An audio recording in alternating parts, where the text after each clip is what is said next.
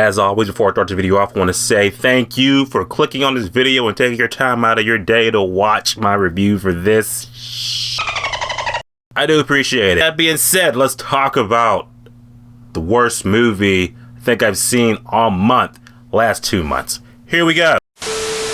What's going on, my YouTuber subscribers? Hope you guys are having a great end of your month because, oh my goodness, I'm afraid I gotta talk to you guys about the worst horror movie I think I've seen in a long time, and that is the newest Russell Crowe movie, The Exorcism. The most generic and just out of the blue, just all over the place, batshit crazy, stupid, cliche horror movie I've seen in a long time. But is the movie good? Oh, a resounding no. Now, you know what the sucky part is, low-key, is that there's actually an interesting premise in this movie. In the movie, there's an interesting premise they could have rolled with, but did they go with it? Oh, they just wanted to follow the most generic and cliche exorcism tropes you can see in any horror movie.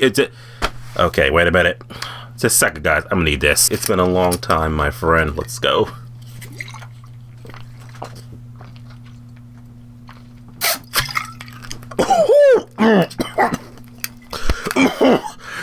Okay, let's do it. Here's the pros and cons. I believe that The Exorcism, you don't even have to wait till this comes on streaming. This is just a terrible movie. We're gonna get balls deep into this movie, spoilers and all. I don't give a shit. Here we go. Let's talk about it. About adding in the movie, Russell Crowe is the only person you gotta remember in this movie, and even he is giving it his all, I swear. Also kind of just like, Russell Crowe, why are you in crap? Did someone literally come to you was like, hey, do you want to make $1,000 in an hour? Okay, let's just film this Exorcism movie real quick. Script, do whatever. Do what you did in that last movie, the post-Exorcism.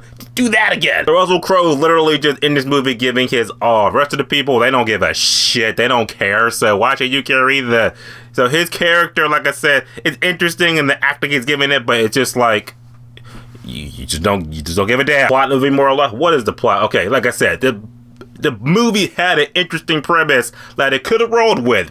Hear me out. Pretty much Russell Crowe is playing a priest in this, like, I guess, reimagining or remaking a horror movie or possession movie or whatever. And there's weird, eerie things happening on set. Like, there's this movie opens up and somebody dies on the set of the movie. So it's kind of like this, like, oh, you know, is there a curse on the movie set, stuff like that? Or this demon attached to this movie, so anyone that tries to work with it or, you know, be affiliated with it is just gonna die? That's, on paper, sounds like that could be some interesting shit. Kind of Scream 3-ish, but could be interesting. To do that? No, it's just this lazy, unimaginative horror possession movie that's just like, not only does it take a long time to get going, it also kind of just happens out of nowhere, and it's just really not really well explained how it happens. It's kind of just like, it just happened. Roll with it.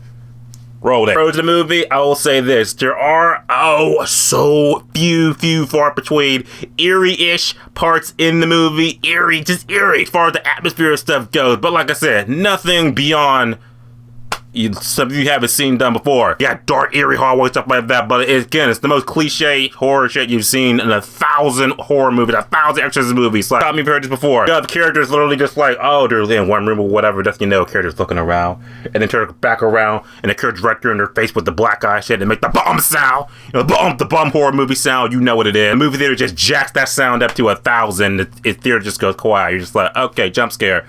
3, 2, why? The movie's not scary at all. The movie is really all over the place too. Like I said, Russell Crowe ends up like getting possessed at a point in the movie. Why we get possessed? The demon possessing them. Why possessed them?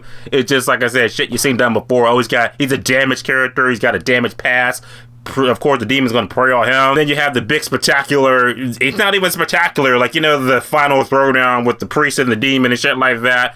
It's just kind of just like, I ain't seen nothing I haven't seen before. This movie has literally like a $5 budget because there's literally like hardly no lighting in this movie. This whole movie is dark. Dark is in fact like, oh yeah, lighting, that wasn't in the budget. So yeah, everybody just get your iPhone flashlights out. That's how we're gonna film this movie. I could really go in on this movie, I really could, but I'm just left with just kind of being like, the movie's just crap as shit. And I'm done. At the end of the day, Russell Crowe's newest movie, The Exorcism, was a horror movie that I swear you don't even have to wait for this to stream. It's a horror movie that you just don't have to see it all. There's a reason this movie was in the back of my movie theater and only like 3 people, including myself, saw it because it was bad. And now you don't need to see it at all. You just hear me rant about it. That's all I gotta say. I got one more thing to say. The rating for the movie. Can you guess what it is? Here it is. The Exorcism is definitely a very strong 0 out of 10, which is just fucking awful. Russell Crowe's this Exorcism, I almost forgot what it's called. You gonna see it? Of course you're not gonna see it, so don't even whatever. Just have a good rest of your weekend. I'll see you guys next time. And as always, subscribe.